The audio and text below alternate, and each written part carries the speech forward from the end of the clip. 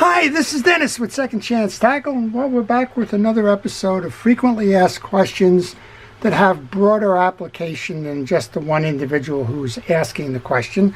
So I thought I would share with you the questions, the answers, the observations, the information that they're requesting, and so on, so that, you can add it to your catalog of information, some of it useless, that can help you in the future, whether it's in trying to find some information or, whether it's just putting it in the back for diagnosis and an understanding of what really goes on with the fishing reels and maybe one of the ones that you're working on.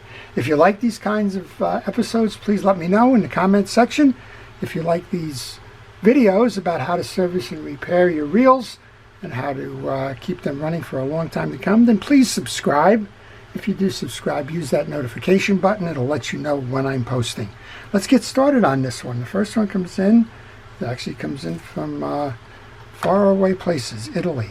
They said they were working on a Mitchell 600 series reel, and this click ratchet fell off, and they wanted to know if there's any way to repair it. And the general answer is no.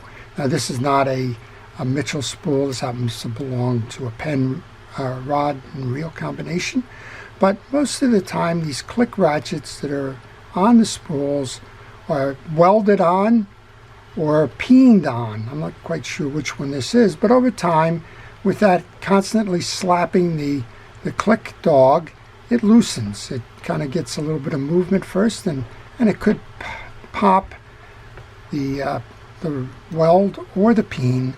And the solution, unfortunately, there's two solutions you could try. The first one is you can use an epoxy, try to put that back on that way, and maybe it'll work. Epoxy is strong like welds. Maybe you want to use JB Weld, see if that can help you there. The second one is you need to replace the spool. So that's okay when you're working on something like a Penn Jigmaster. Spools are readily available. If you're working on something like that Mitchell 600 series that was being worked on, that takes a bit of an effort to find the spool if you can even find it. So just use the JB Weld or find a replacement spool. That's generally the way that's going to go there. Of course, if you have welding capabilities, you could put a tack weld on both sides to hold that in place as well. All right, next one comes in. I have a whole bunch of things that are not related to the reel but are related to the reel. The question was actually asked about a Penn Wrath. A Penn Wrath is a lower end level wind reel with a graphite frame. Of course, this is not a Penn Wrath. I don't have one of those in my shop, but it'll suffice. This one happens to be a Daiwa C-line reel. But the question says, on the Penn Wrath, they noticed that their reel seat is loose. It's shaking back and forth, and it's riveted onto the graphite case. And they want to know if there's anything that they can do, and why did Penn choose to do that? Well, they thought maybe it was money-saving effort. It could be, but the welds certainly predate the Wrath. This reel's 35 years old and has the rivets in it. This one's even longer, and it's, this one's screwed on, but there are older examples of reels that just have those rivets. And unfortunately with this one and with the Wrath, they are integral parts of the frame. Now on this one, you might be able to see that the little rivet comes straight through. I'm touching it. I don't know if you're able to see that there. That comes straight through, and if it gets loose and the frame is not damaged, you could put a screw in there. You have to watch this side from a mounting standpoint. I guess you would put it in opposite, try to find a tapered head screw. But a screw could hold that down if you wanted to do that. On the Wrath, they have 4 rivets, I guess. I haven't seen. If it's just one of them that's loose, there's a chance that you could drill that out and put a screw through. But most of the time, it's a compromised frame. And when you have a compromised frame, you need to purchase the new frame. If you have a Penn Wrath, it's not worth it. The frame's going to cost as much as the reel is worth. But that's a solution to a loose reel seat that is riveted in. Okay, next was an observation. Let me see if I can find that one. Let's go to this one. This one came from the Flying Naga. Not quite sure what that is. It says they have a 3000 size reel. Again, this isn't his reel particularly, or her reel. This is a 4000 Shimano. they say when my line is going out, I don't get this click. What's going on? They looked underneath and it looked like the click mechanism was there. Let's talk about the two things here. It seems to be clicker day because somebody had asked about the clicker on a stationary spool on a conventional reel. Well, there's two parts to that. One of those is that click ratchet. That click ratchet looks identical to the one that's here, right? This one rides on the axle. This one rides on the spool. In this case, you have a click tongue and a spring-loaded device. And same thing here. We have a click tongue on this one. Now, I chose this particular one because it's interesting. You will notice somebody put a pile of grease on this. This doesn't necessarily need to be greased. But somebody put a pile of grease on it and it's dry. Well, what happens a lot of times with these reels is you take a casual observation. You'll look inside. Yep, spring's there, tongue's there. Can't be that, right? Well, what happens is this tongue gets caught over here like that. Maybe it's a weak spring, gets caught over here. The grease just jams it shut so that it can't move back and forth. And when it can't move back and forth, it's not going to make that noise. What is the solution? Well, just get penetrating oil. That'll loosen up that dry grease and it'll work its way back into full throw. And when you get a full throw, you're going to get the click, click, click that goes back. So I hope that answers that question. All right, next one up. And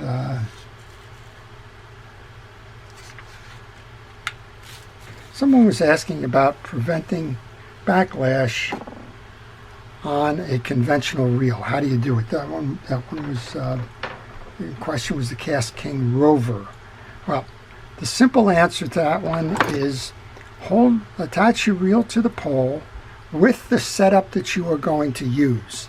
If you're going to use a sinker for drop fishing, let's say it's a 4 or 5 ounce sinker, then thread your line through the pole, attach that 3 or 4 or 5 ounce sinker, whatever it is that you're using.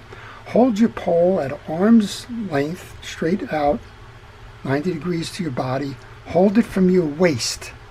When you release your free spool, drop the line without holding the spool. In other words, just let it out. If it backlashes when it hits the ground, use your spool adjuster to tighten it up and repeat until it reaches the ground but does not backlash. So that's the way that you can prevent the normal backlash from occurring on a drop reel. All right, the last one was two more. Last one was an observation. This one came from Glenn McLeod, 4751. We did a reel of the day. Actually, I have the right one. Hooray! On the beige Airex reel, a beige brown master reel. So, beige brown, who was he? I just did a spinster. I explained it, but it hasn't posted yet. Beige brown was a sales rep, actually. He represented a firm in France. He imported those reels to the U.S., much like Garcia imported the Mitchell reels to the U.S. for distribution. After the war, the master reel, I forget who made that, the master reel company couldn't meet demand in Europe, didn't have supply for the U.S., so this fellow, and it is a fellow's name, Beige Brown, Beige basically took the reel and the plans, brought them to a U.S. Company, and had them manufacture the reel. Copy, clone, whatever you call it. This one's made by Lionel Corp. But the reel itself, reel of the day, the fellow said, looks an awful lot like the Mitchell 304. How do you like that? It does, right? Well, why is that? This is French by origin. This is a French-made reel. Go figure, right? It's just a matter of the design elements. Even if you look at the back of these, right, the way that the bodies are, right, with the travel for the gear case and the like. So, good observation. That's why it is, or that's a good guess as to why that is. And well, we'll go from there. The other one says they wanted to know what it is, what's the tool I'm using for my snap ring pliers. I get this occasionally, and I'm always happy to share what the tools are that I use. So let's look at this. they wanted to know the pliers with that. This one happens to be a Blue Point tool. Blue Point is a sub-brand or owned by Snap-on.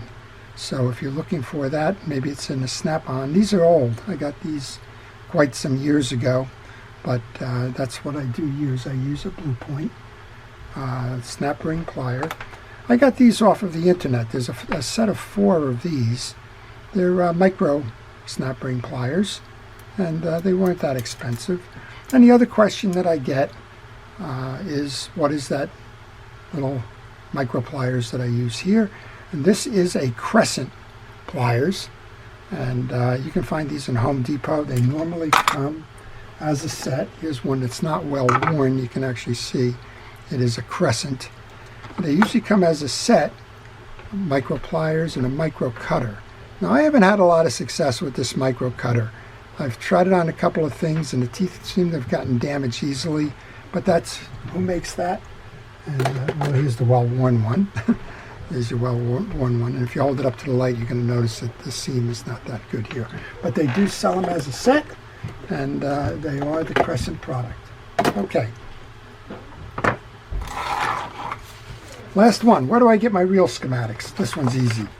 Go to the internet and type in the reel that you have and the word schematic. So if you're looking for the reel schematic for this one, now we can make it actually work for this one, a Shimano FX4000. Type in the search bar of whatever browser you're using, Shimano FX4000 reel schematic. That'll bring up a list in your searches, and probably the first one that will come up is one that I use heavily. It's a site called realschematic.com. Simple enough, realschematic.com.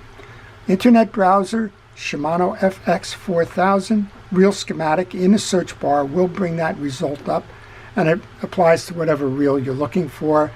A wealth of information. I think the question was asked on an Ocean City reel. Yep, the Ocean City reel schematics are in there as well.